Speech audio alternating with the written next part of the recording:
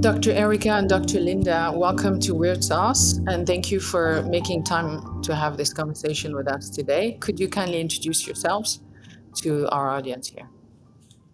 Thank you for having us, Florence. My name is Erica, and I am a general practitioner, so that's a primary care physician here in the UK. And I'm also a certified lifestyle medicine doctor as well. Hi, thank you very much for having us today. I'm Dr. Linda, emergency medicine physician, and I'm also a lifestyle medicine physician here in Sheffield, the UK. And so I think you're being very modest with your little introduction there. It was very brief. I'm sure we'll discover there's much more to your lives than what you said, although what you said is already very meaningful. So I came across your, I don't know what to call it, your project, probably the wrong word, but you're going to correct me on that one. I came across your profile mostly on LinkedIn. I was looking for doctors in lifestyle medicine that could really expand the field without putting too much woo-woo or complexity or a mix of these two things, right? Which typically the field is fraught with these two aspects. So, and I came across this and I thought, what a great concept to make it approachable, whatever medicine it is, lifestyle or otherwise, to say, let's have a coffee, let's have a conversation with a doc, or let's have a conversation with a painter, or let's have a conversation with a musician. But in the case of medicine, what could be better, I thought. And therefore, I'd love for you guys to explain what led you to this and what is it actually? So we have a platform called Afternoon Tea with Docs, much like your Weird Sauce podcast, where you're having conversations with people, and this is what we want to achieve as well. Kind of informal conversation that is non-threatening and in a friendly, open space where people feel comfortable to get to know the community and to get to know us.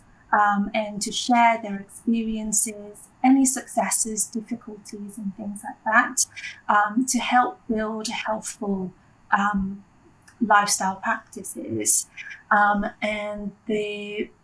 So I think both Linda and I have been in medicine for some years, and we have both found that our patients, even though medicine has been advancing year on year, we're discovering new drugs, new technology, and things like that. We're seeing our patients getting sicker younger, and I think Linda was at a stage where she was almost ready to quit medicine. I don't think I ever quite got there, and I don't think I ever would have quit, but I definitely lost my passion for work, and we both qualified as a lifestyle medicine physician, and we're both regional directors for the British Society of Lifestyle Medicine. And we got talking, and Linda shared with me a personal letter that she wrote to herself, really, explaining about kind of how she sees medicine and what her kind of ideal healthcare, the way she would provide a healthcare would be like. And it was like everything that I read echoed my every thought. And so we decided to create together a reality where we could provide healing to our patients by focusing on health rather than disease, because we're really working in a disease care system, not really a healthcare system, and at the same time rediscovering our passion for medicine. So that's why we created this platform, Afternoon Tea with Docs. Linda, can I ask you if it comes with scones or if it's just the theoretical? Do you have high tea scones and the whole thing, or are we just talking about an intellectual IT? No, absolutely. Afternoon tea with dogs is actual teas. So we are actually having teas on Sunday, 5 p.m. UK time, where we are preparing a hot brew or a cold brew, and we are enjoying it in real time. And that's why it's so personable, because our community can actually join us. However many, sometimes a few dozen, sometimes a few hundred people are joining us, having a real hot brew. So it's not just on a podcast or live streamed, but if people wanted to join us on Zoom, then they can actually have a personable conversation with us and the expert speaker. And this is the other aspect of what we are very, very passionate about. Whilst lifestyle medicine is key, what's also important is that we address health inequality.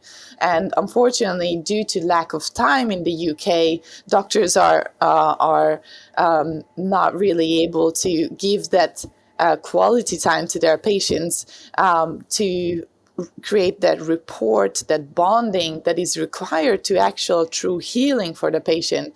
But the second aspect is that there's this health inequality that is very noticeable, unfortunately, already between the North and South divide here in the UK, and of course globally as well, where a lot of patients do not get the health education that is required for a long and fulfilling life.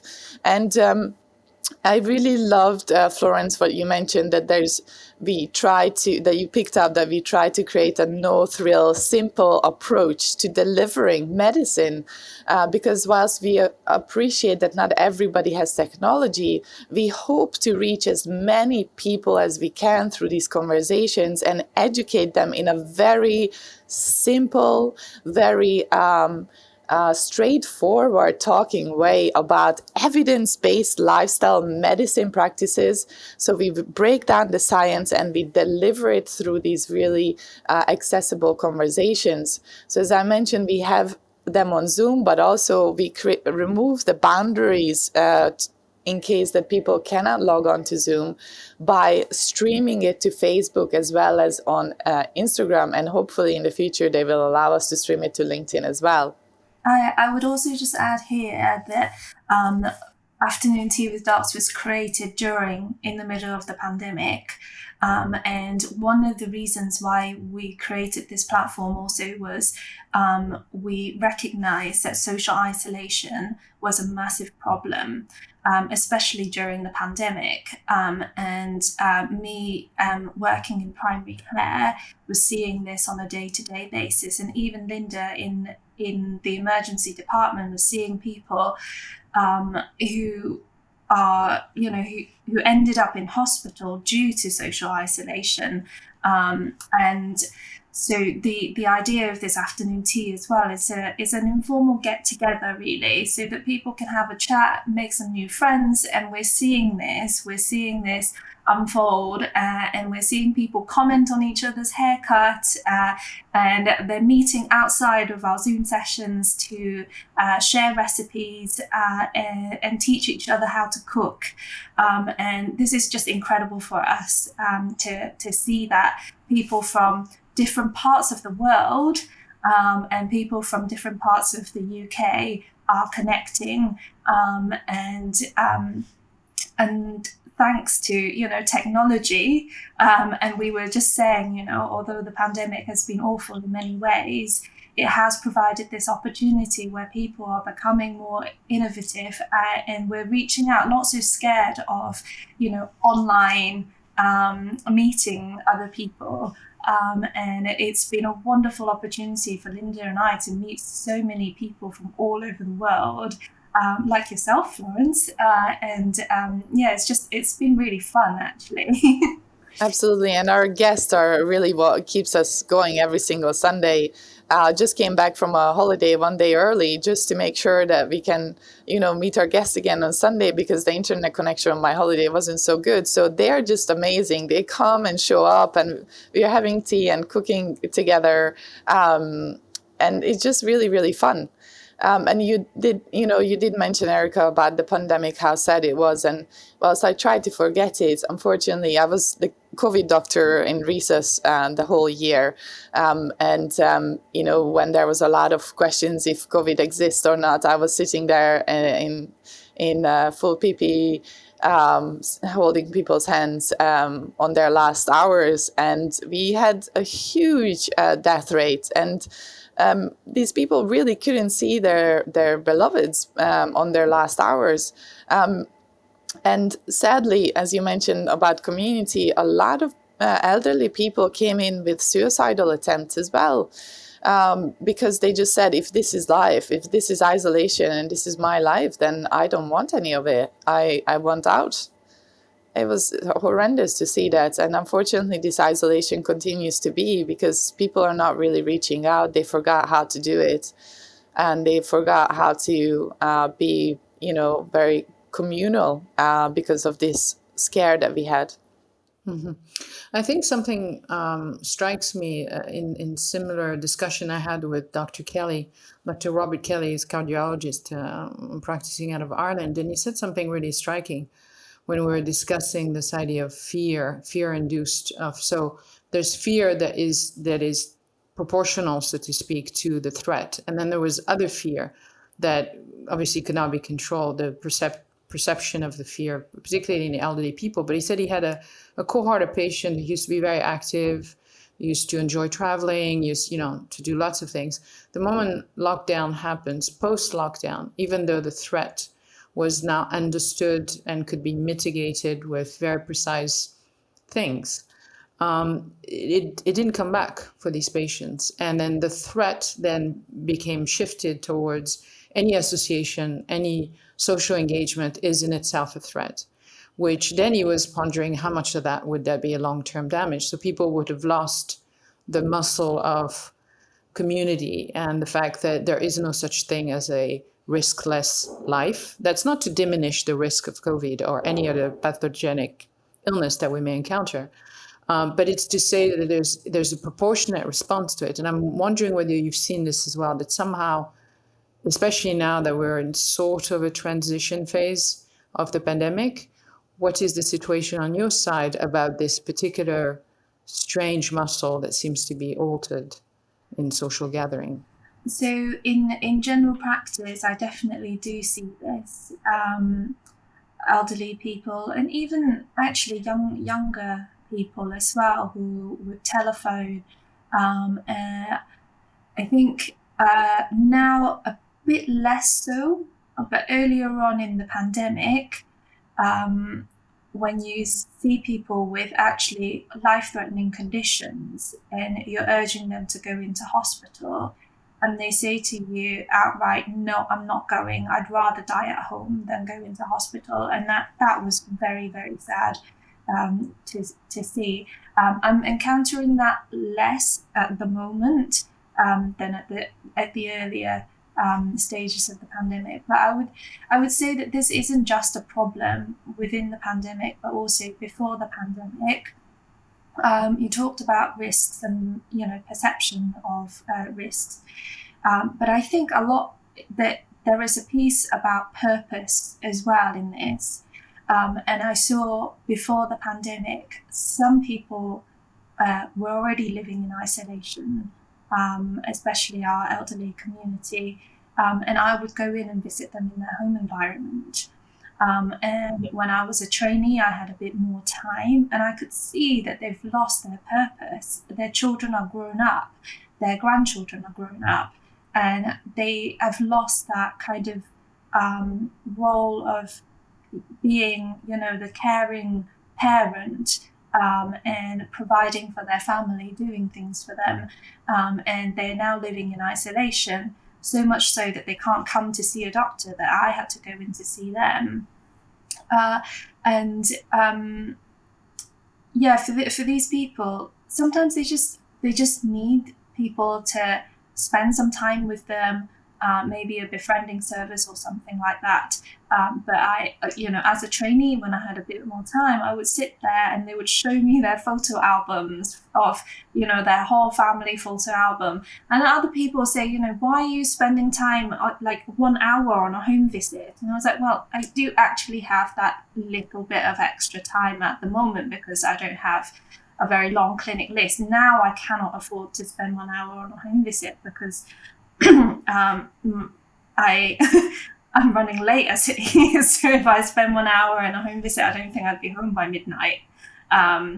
But this is a problem that predated the pandemic, and I think during the pandemic, in that 1.5 years of isolation, social isolation, people have lost their purpose too.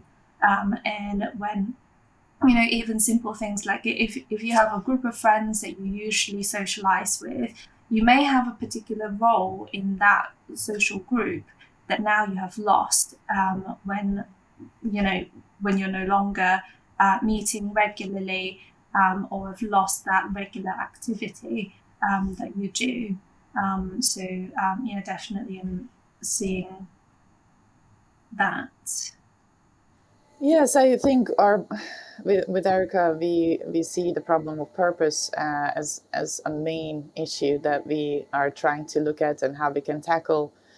People as a whole have lost purpose, and without purpose, we have actually studies that show that those who have similar diseases and upbringing, but they do not have a purpose, they live a much shorter life.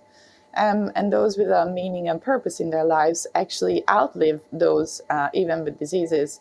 So it's a very important aspect in life, and certainly with these nuclear families that we are seeing, where there's only a mom, a dad, and kids, and the grandparents are shifted off to the nursing homes. Now everybody's suffering because the elderly are not able to bring their wisdom to their youngsters, and the youngsters don't have parents because both of them have to work. So maybe there's a babysitter or somebody coming over from time to time, or maybe the mom has to give up her job to stay at home. So there's a big gap between the generations that we see that is affecting both the mental and overall health of both generations. And to go back a little bit onto this lifestyle medicine, evidence-based lifestyle medicine practice, tell us a little bit more about what that entices, because I think some people know a lot, and some people associate lifestyle, which is already a iffy word. It's kind of an unprecise word. Lifestyle could mean what you wear every day, or how you enjoy your holidays, or what type of restaurant you prefer. Or it could mean something very strict medically that is associated with what we do. So explain to us, what does lifestyle medicine really entice, and how does this really relate to the topic that we just talked about in terms of surviving a pandemic, both on a physiological level and on a cognitive level? So lifestyle, as you said, that word is a bit unprecise. And I think there are many definitions of what lifestyle medicine is. To us, it's very straightforward. Lifestyle medicine, if you look at the American College of Lifestyle Medicine, they talk about the 6 pillars of lifestyle medicine. Number 1 is nutrition, and we focus on whole food, plant-based nutrition. Number 2, physical activity. Number 3, sleep. Number 4, emotional well-being, and stress management. Number 5, relationships and social connection. And number 6, we have avoiding harmful substances, such as tobacco, alcohol.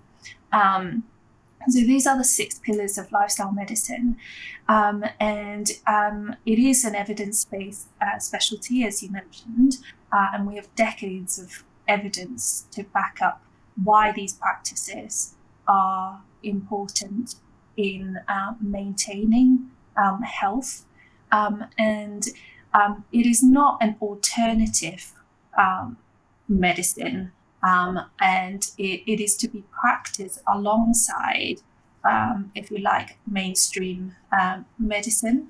But it's things that we should all know as doctors. But unfortunately, throughout our education, we haven't really been taught much about it. And I often reflect on the fact that we know as doctors that, a poor diet or lack of exercise can lead to disease. Because we talk about them as risk factors. In our exams, we list them as risk factors for heart disease, for diabetes, for whatever. Yet there is a disconnect when we come to think about these practices as a management tool or a healing tool for patients. So we know it causes disease, but somehow it stops there. And if we reverse it, people don't think about it, then actually it could possibly lead to healing. And lifestyle medicine really addresses the root causes of problems rather than just the symptoms, which is what we're seeing in our medical practice. And this is why we were both so kind of dispassionate about it, because we weren't seeing our patients getting any better, and they were in fact getting sicker younger, as I said earlier. And there is almost, a pill for every ill. And it's the quickest way to, the quickest conversation, really. You have this problem, you take this pill, you'll get better. And it has to be quick, because what do I have? I have 10 minutes with each patient. This is what I am allocated, 10-minute consultation time. And what can you really achieve in 10 minutes? Providing a pill is the easiest way, the quickest conversation, and also it's the least effort for the patient as well. And I think as a society, we have come to think about that as the that's what's needed, and I'm not putting any blame on anyone at all. It's the whole system, and how society has developed that has caused this phenomenon to appear. And patients, when they come to see a doctor, it's almost like they're already expecting a pill. So when you suggest other things, people may see it as blame, that it's my fault that I've created this, that I need to change my lifestyle. Also, changing lifestyle could be perceived as hard, when you don't know what's motivating you to change, and when you don't understand why you have to change. And I think this piece of why is where a lot of us are kind of missing when we explain things to patients. And many times we think that our patients won't understand or won't bother, which is not true, because we haven't bothered to find out whether they want to know or whether they want to change. And if knowing what they could do and what the benefits are, and they don't want to change, then they've made an informed choice not to change. But it's our duty as physicians to provide that information, that advice, and to guide them, which unfortunately I think we are doing perhaps less of these days. Absolutely, you said it really well, Erica, there. I am with an emergency and surgical background. I started training as a surgeon and went into trauma and emergency cares, and surgery and medicine is totally up my alley. I'm seeing every day how these two incredible practices that we have developed over a century have been saving lives in an acute setting. It's a brilliant way to address acute problems. And I love my job. But unfortunately, when we can see that patients are coming in with chronic diseases, non-communicable diseases, and their complications, which could have been stopped about 30 years ago, and we can see that, like insulin resistance, which is one of the main markers, one of many, but one of the main markers of chronic disease development, diabetes, heart disease, Alzheimer's, and so on, we can pick up on that 20 years before. And we could actually address this problem with our patients, which we do not address the root cause, the lifestyle and the diet, which is causing this diabetes to develop, these chronic diseases, heart diseases to develop. What we do, though, is we give them a pill from a GP setting where you do have a little bit of a conversation time. You can bring them back in. We could address this problem, but we don't. We address the symptom of the problem. If I give you an example, if a patient comes in with a really high blood pressure, malignant hypertension, an emergency, we give them a pill, and it's excellent because it brings them back from that really acute, dangerous time back to a normal blood pressure. Now we have time to build rapport, to have that conversation, to have a look at what is it in your lifestyle that causes this malignant hypertension.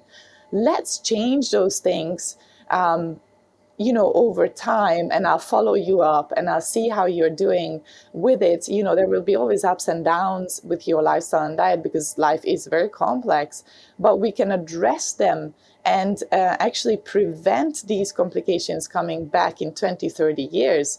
After all, our generation is going to be the first one that lives shorter than the last ones. And no matter what side of the horse you are, you cannot ignore this because it's a fact.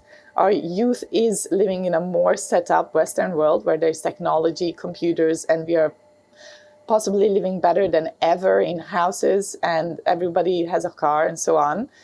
But they are the ones who are going to live shorter. So for our generation, for the next generation coming, we have an urgency and a duty of care to address the lifestyle changes that they need to look at to be able to live a long and fulfilling life without chronic diseases that will cripple them in the last 10, 20 years, even before they die younger. So the problem is often I'm told like, Linda, everybody has to die somehow. But I can tell you that in an emergency bed, somebody in their 60s who are having a heart attack, maybe the second or third one, he or she is not telling me that, well, everybody has to die somehow. It's my ticket, I'm out.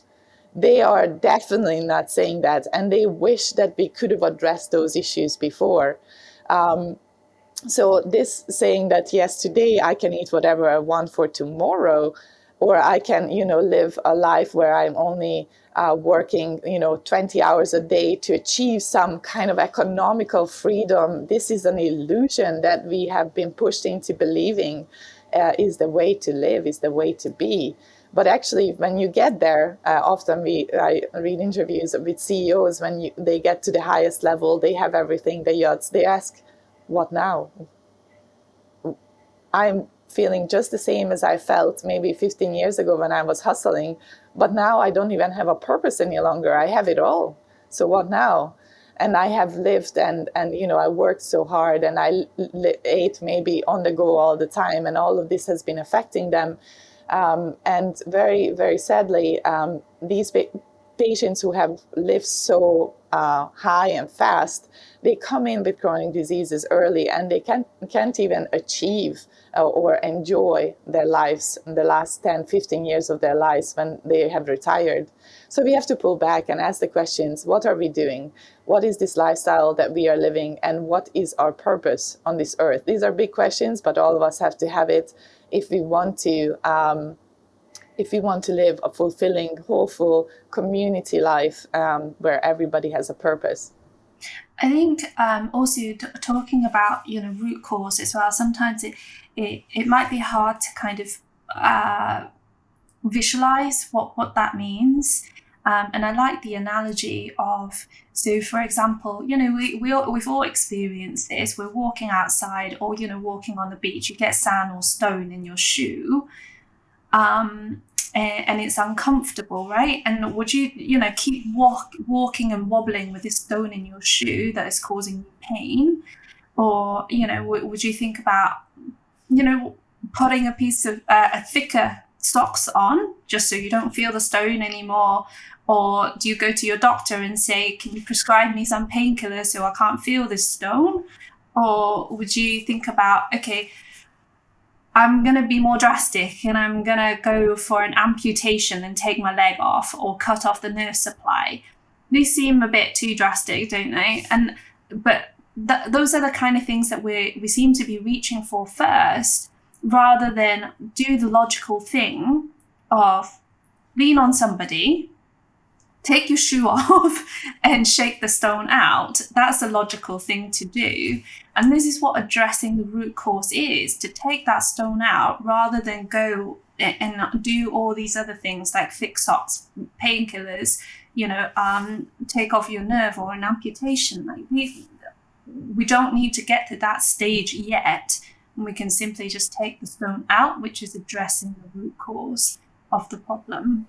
And this is such a good analogy, I think. I always think of it from my own perspective. It's absolutely no blame game because we have been part of it. And I have told my story where I have become very, very sick due to my training and lack of ability to cook well. And I put all those pillars that we mentioned from a lifestyle point of view a second. And it really caused great inflammation in my body, causing chest infections, colitis to flare up. And eventually I had to stop my work and take time out and reflect. As you mentioned, Florence, doctors don't really do that self-reflection for ourselves because unfortunately we are in a time pressured, really high energy job where, the style of training is if you don't do the extra push and you don't stay another 10 hours extra, or if you don't pick up the slack of someone else, you are punished.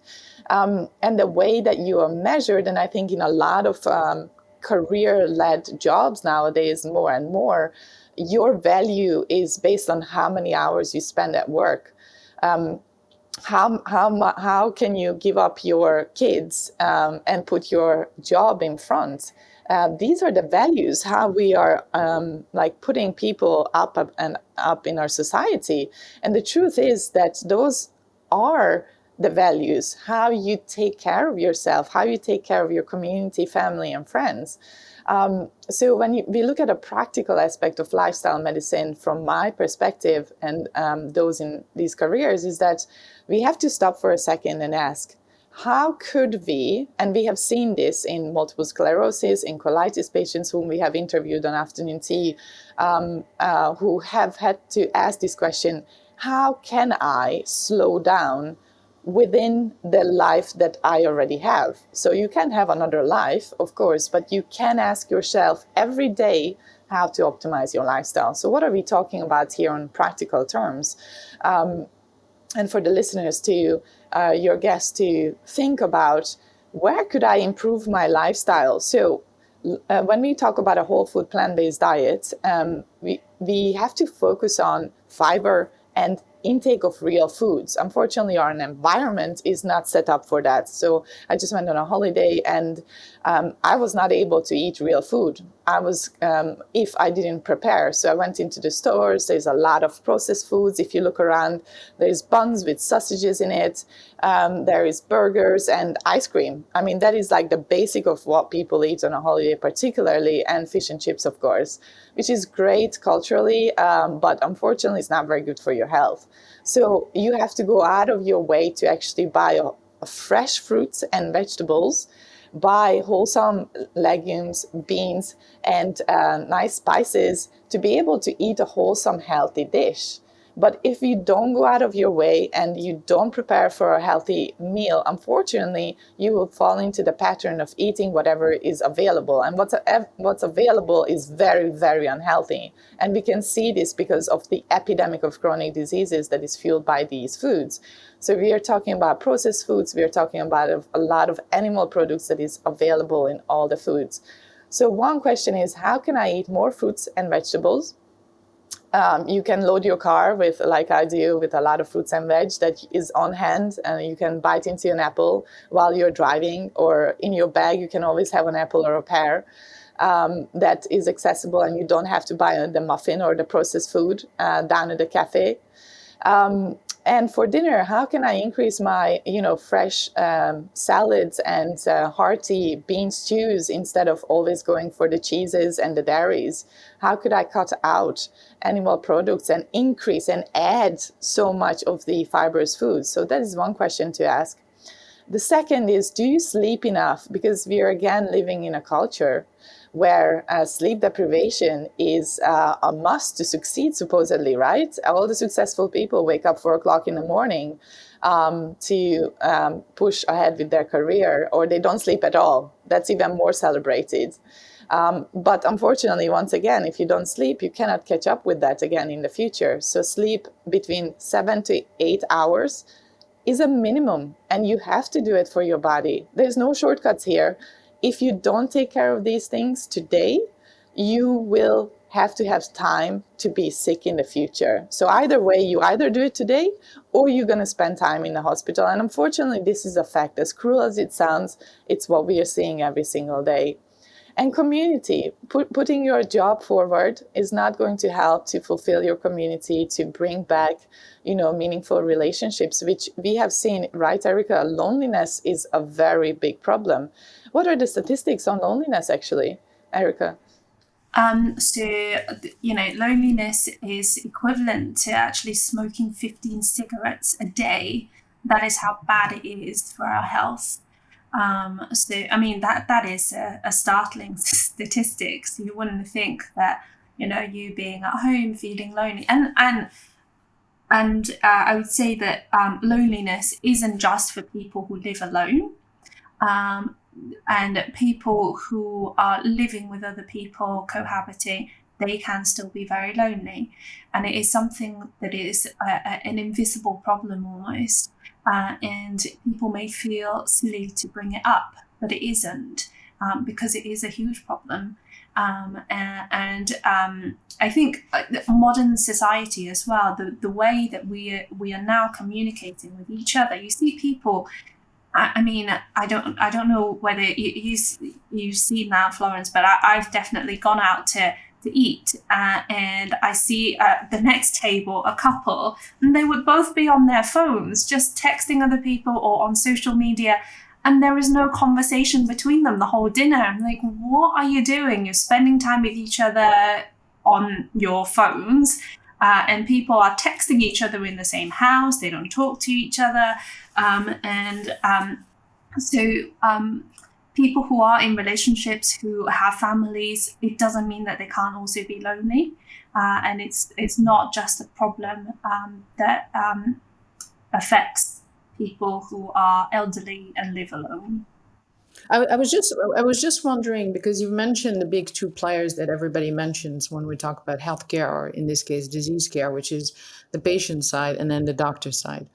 I'm very interested, considering how many people I've spoken to on both sides, so patients as well as doctors around the world, and the testimonial is nearly identical. So it's therefore there's an element, there's other players in this field that we're in, this battle that we're playing.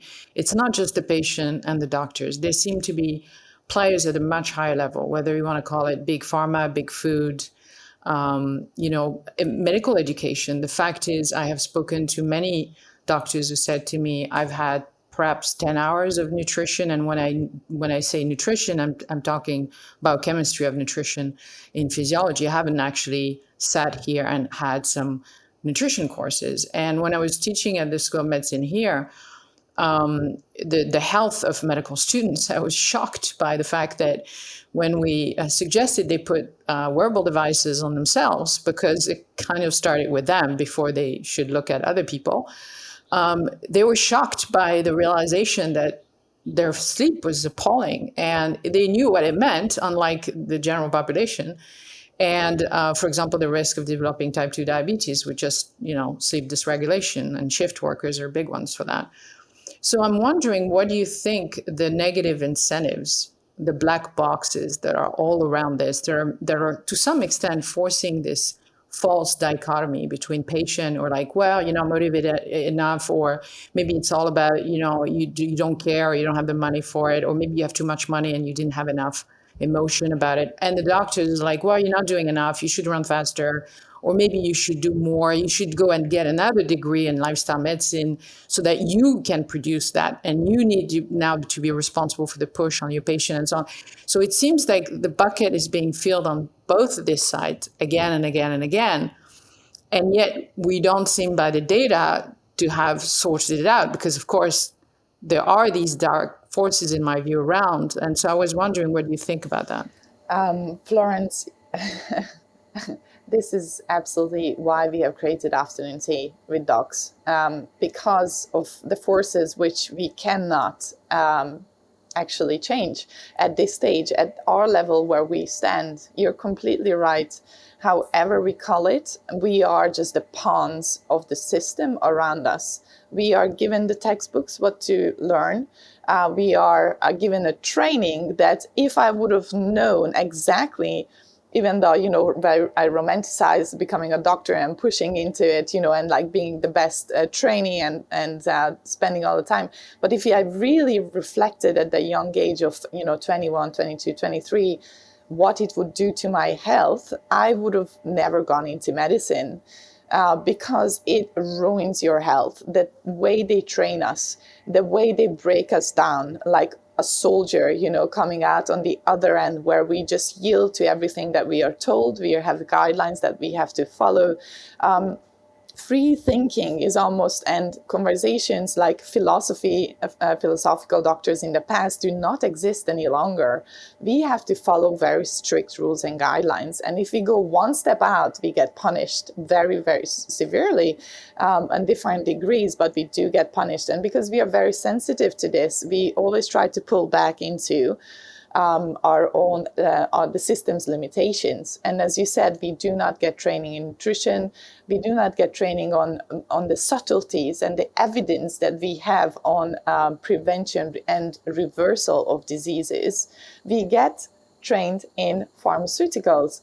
And when we arrive as doctors, what happens? We only have 10 minutes, or in my case, not even that, in A&E to spend with our patients. So what is the solution? We are broken down, we have no time, and we have a quick pill to fix everything. So the system kind of makes you, forces you into this situation where you have no time and a quick pill to fix everything. So you just go with it until, and a lot of doctors that we have interviewed and a lot of patients, until we ourselves become very, very sick, as I did myself, and then we have the time to reflect and use all that knowledge that we have gained in this reflection to realize, okay, hold on a minute, something is really, really bad, wrong in this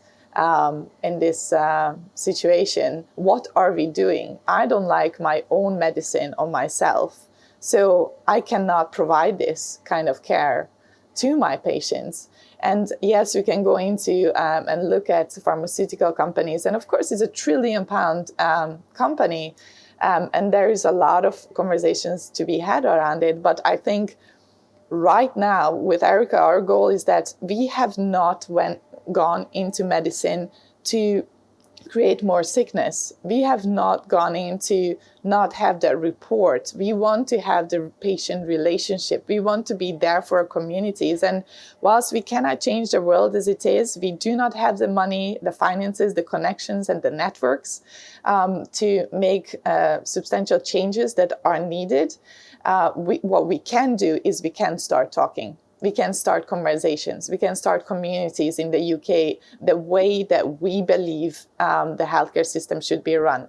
Patients and doctors should have a relationship. Yes, it's not perfect in the NHS, but now we can do it outside of it. And that's why we came out and started these conversations, because unfortunately, no matter how much we know that the system is broken, we cannot fix it. But we also cannot sit back and we cannot just quit after so much reflection and thinking and learning.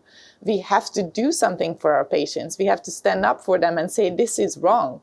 We have to highlight that every single Sunday, actually, until somebody hears us, until we find solutions. And actually in Somerset in the UK, an amazing group of people who have the same approach. The Dandelion Seeds Foundation, a charity, has picked up our voice and said, why don't we create these communities and bring healing into Somerset? And we are delighted to hear that they are actually hearing us and they are allowing us to be part of the community. And we are looking at actually offering a free diabetes reversal program, completely free of charge to the end user, to the patient, to address this problem. And hopefully, when we can show that, yes, we can do this through communities, through conversations, then we can maybe dictate the momentum in the future once we have results. Very good. So the one question I would have to all this is, given the amount of pressure that you've spoken about, and that was before the pandemic, so the pandemic has brought different type of pressure, I'm sure, depending on the location and whether you had family immediately involved and whether you were worried about them contaminating them if you were working within the hospital setting. So I'm wondering, how do two young involved doctors who have obviously a bigger vision than what they were, quote unquote, fed into, to expand their wings a little bit out. How did you do all this? I mean, what does it take personally? I'm happy to report that it's very rare that I see people smiling. Most of the doctors that I deal with are not smiling, so I'm very happy that already this is a good sign. And so I'm wondering, what is it that you're doing for yourself to help yourself carry this goal that you have? I think it is a very big vision that we have. Our vision really is to prevent this unnecessary suffering that people have from preventable chronic diseases, which actually in the UK, we haven't mentioned this before, but in the UK before the pandemic, almost, I think an estimated of 89% of deaths are attributed to chronic diseases. And these are, heart disease, diabetes, stroke, and so on. And the good news is, the great news is majority of these are actually preventable. And not only are they preventable, we have had so many, success stories and evidence to show that even if you have developed these conditions, the progression of disease can be stopped. And not even that, you can even reverse it with the optimal lifestyle practices. And so our vision is really to eliminate this unnecessary suffering where we can.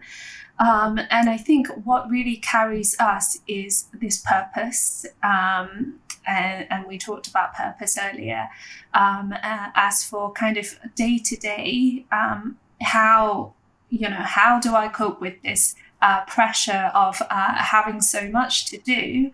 I think you've done a lot of work on burnout, Florence, and it's recognizing as well when I'm burning out and putting, actually saying, okay, enough is enough, and I'm recognizing that what I'm doing right now is not working, and so I choose to make a change to my routine to say no to certain things.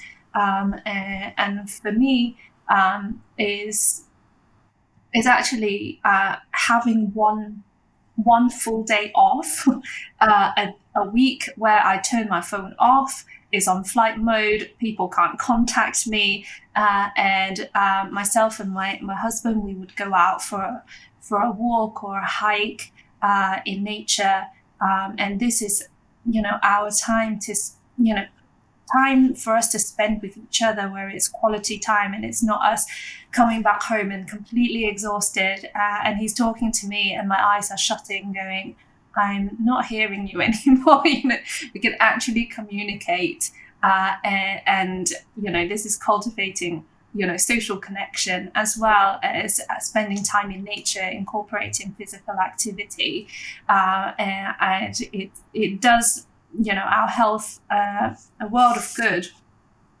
So this is kind of my relaxation and my time to kind of recuperate and reset. Yes, I think after my healthcare, and I have reshuffled my lifestyle completely, but as Erica mentioned, purpose is everything. We see a lot of healthcare professionals who unfortunately, it's not the amount of hours that's killing us, not the amount of work that we do, it's the amount of purposeless work that we do that have no meaning to us.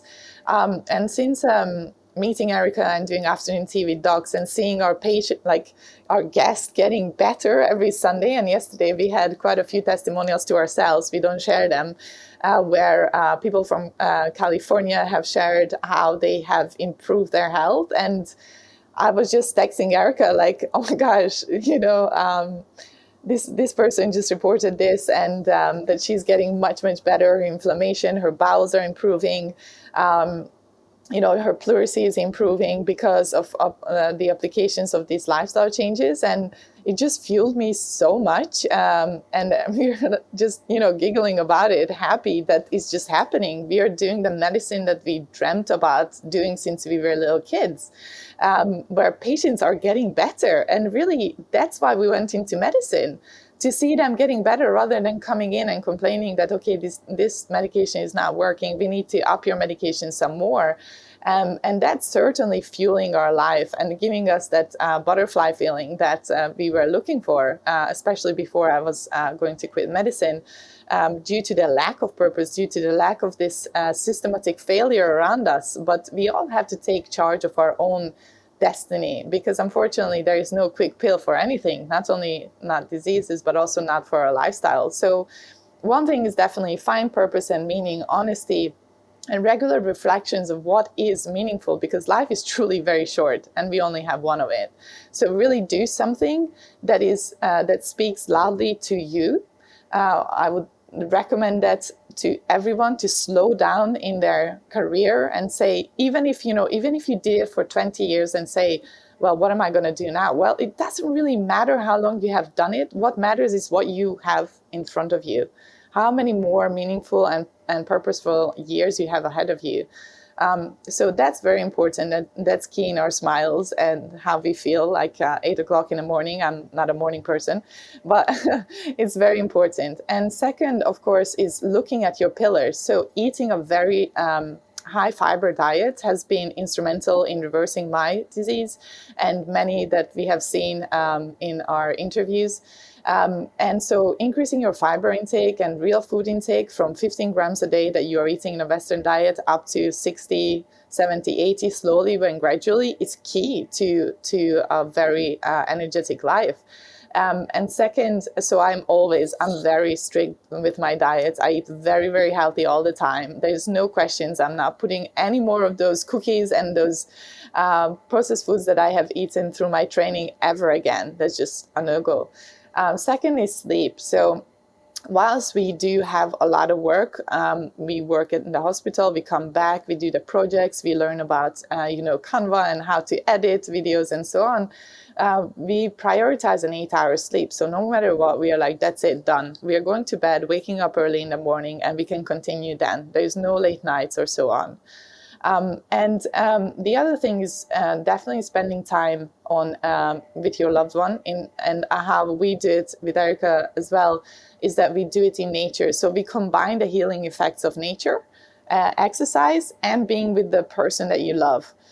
So whenever I see my family, I take them out, to a nature walk, or whenever I'm with my partner, we go rock climbing and surfing whenever we can, and cycling on a regular basis in nature. So the whole thing is just a wonderful combination of all the healing effects. And just to mention here, a cool fact is that one antidepressant pill equals to the serotonin load that you get in 20 minutes looking at a tree. So you can see the effects of nature is really powerful when it comes to healing mental as well as inflammatory medical problems. So definitely looking at your lifestyle as a whole and creating new boundaries, new rules around it that are not dictated from outside through marketing and through what society thinks is norm, is key in having a wholeful life. And it doesn't mean that you have to go away somewhere in the mountains and cut yourself off, because that's not self-growth. That's just, an isolated period. You have to learn how to live healthily within your environment and within your setting. And before I ask you much more specifically for each of you, what's your weird sauce for life? I just wanted to round up again with this COVID. And in your experience, do you think that the experience of the pandemic, rather than the pathogen itself and the health risk it came with, do you think the experience of being locked away, of being separated, and for a lot of people to understand perhaps the lack of meaning that their own lives have, or had before this event, do you think that this has actually pushed forward a conversation about do I live the life that I want to live? For a lot of people that you see, patient or people who attend your high tea and your sessions, do you have a sense that globally this has actually pushed people to reflect upon the meaning of the way they carry their life, their work, and whether this is something that has reset to some extent the way they perceive themselves? I would say so. And actually, personally, I had that experience too. Because at the start of the pandemic, I was still in training. I'm now fully qualified, but I was still in training at the start of the pandemic. And then I completed my training during the pandemic. And if it wasn't because of the pandemic, due to various issues, I would have gotten a job straight away. So this was, for me, a visa issue. And because of the pandemic, my visa was delayed and I couldn't get a job, even though I was offered one. So I actually had 3 months where I couldn't work as a doctor. And so I then used that time, being a doctor, and I was saying to Linda, so used to collecting merit badges, and it's like I can't stop. I must go for the next qualification and the next diploma. And this was when I did the lifestyle medicine diploma. I trained as a health coach and a life coach, and throughout this time, I met people from all around the world, and it got me thinking, am I happy in what I'm doing right now? It gave me that time because I couldn't work, and it gave me that time to think, actually, do I want to carry on doing what I have been doing the last 6 years in my career, or do I do something different? Unfortunately, then towards the end of this period, I met Linda and we created Afternoon Tea, and found my purpose, what fulfills me, and what I feel like I've been trained to do. I would say yes, it definitely has given people time to reflect, and personally, it definitely has given me time to reflect, and actually change my career completely. Florence, I would like to take this time to reflect on something that I think is very important. You asked about the pandemic and how it reflected in health. And as an emergency physician, it breaks my heart to say, but after the lockdown, whilst it was a key moment for infection and transmission of this infection and keeping our NHS, manageable from workload point of view, what the government didn't do is address these lifestyle changes and that are key to keeping people healthy. Locking people up into their homes without giving them guidance on how they could improve their health, unfortunately, has resulted in a very palpable side effect now. So before we would see 1 or 2 heart attacks a day, which is already very high, because we shouldn't have any. We know that cardiovascular diseases could be prevented. But after a year of lockdown, of sedentary lifestyle, of eating a lot more than usual, not even going to work and having that little exercise that we had before, movement in our lives. A lot of people were sedentary, sitting on their couches, having a high fatty intake and a lot of alcohol. The alcohol intake is shot through the roof. It resulted now seeing a huge amount of emergencies because of this year in lockdown. We have an increase in heart disease. We see in emergency a 10-hour wait of patients with complications from chronic diseases that were fueled by this new lifestyle, lockdown lifestyle. So we are seeing maybe just from a on-hand experience, we would have about 2 to 3, as I mentioned, and now I would see 4, 5, 6, 7 heart attacks a day presenting in clinic, which is a huge rise that you can see on a daily basis. We see a lot of clots that have happened because of the sedentary lifestyle, not because of the vaccine. And also, of course, this was fueled by, unfortunately, the complications of COVID as well, but it's a combination of the two. A lot of mental health issues that fueled, again, their physical bodies problems. So what wasn't addressed and what we are quite angry about is that whilst we addressed the vaccination, we did not tell our patients or guided our patients on how they could prevent future diseases, future infection, future epidemics by addressing their current health. So I think it would be key that the government addresses the root causes by informing our nation and our world, actually, of the importance of keeping healthy, reducing alcohol consumption, and eating healthier. So I think that is really, really important and something that we have completely failed globally. Maybe some countries that I'm not aware of has addressed this issue and empowered their citizens to live a healthier life. But unfortunately, here in the UK, this has gone way downhill.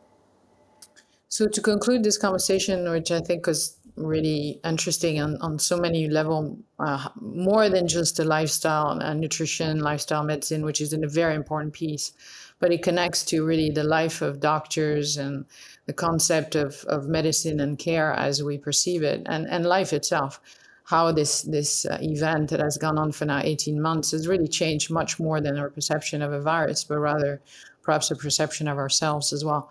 So to conclude, I would love for both of you to give us a little window into your secret weird sauce for life and for achievement, because you've already evidently shared how achieved two individual like yourselves and how achieved you already are, and some of the obstacles that you had to already beat in life. So we would love to hear from both of you what's that special weird sauce for Erica and Linda.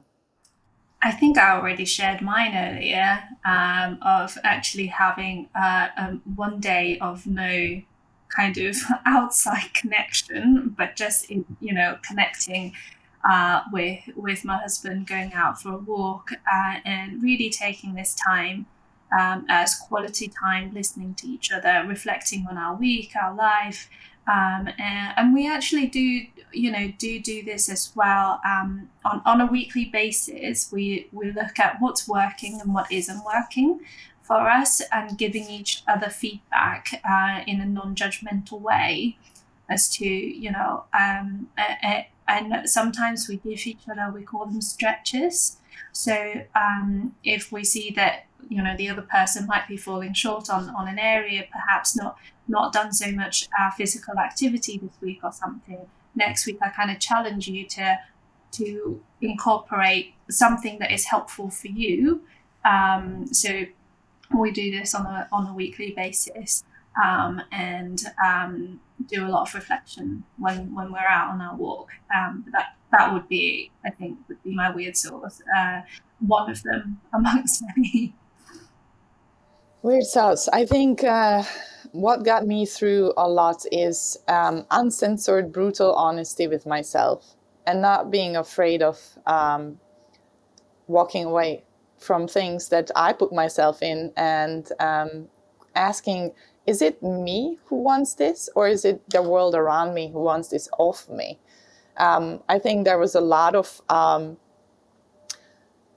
noise. There's a lot of noise around us that is telling us what we should be, who we should be, how we should be, everything, what we should eat, how we should walk, talk, be. Should I have long hair, short hair? I think what was very important to me through my career, through growing up, is always being very honest with myself, and also recognizing that that honesty has to be coming from me. So I had to dig very, very deep. Is it really me, or is it society? Is it my parents? Is it my friends? Or is it, the magazines who are telling me that I want something? And on a daily basis, reflecting on this and writing little notes to myself or audio tapes is very helpful. I take an hour during the week when I sit down without any noise and reflect on these and just write open-endedly. And a lot of answers come out through that. And I do advise that to our patients to, whilst we might not want to talk to people about things, and we might not want to share and sometimes we don't even want to share it with ourselves because it's so painful. What if it means that I have to leave my husband or wife or my job if I find out that I really don't like this? It is very painful, but the truth is that there's only one life to be lived, and it's only you who can live it. So sometimes we don't want to talk about this, but when we take a pen and a paper, it just comes out. And you have to be ready to act. You have to be really ready to say, I'm leaving this job. I'm leaving, I'm putting in my resignation, or unfortunately, this relationship is not working. And if you guide that lifestyle with that kind of honesty, you will never have regrets in the end of their life. Because I think one of the greatest fears that I have is that in the end of my life, and if I get to that age, who knows, you never know. I will be laying in bed and I will have regrets. And I think it's important that you don't have those. And of course, we will have many. Nevertheless, we can minimize that with brutal and uncensored honesty with ourselves, which requires a lot of practice.